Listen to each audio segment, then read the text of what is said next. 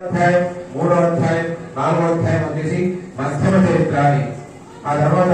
5 నుంచి ఉన్నటువంటి అధ్యాయాలు 13 వరకు కూడా ఉత్తమ చరిత్ర అని, ఇట్లా 3 భాగాలుగా మనకు ఈ దుర్గా సప్తశతి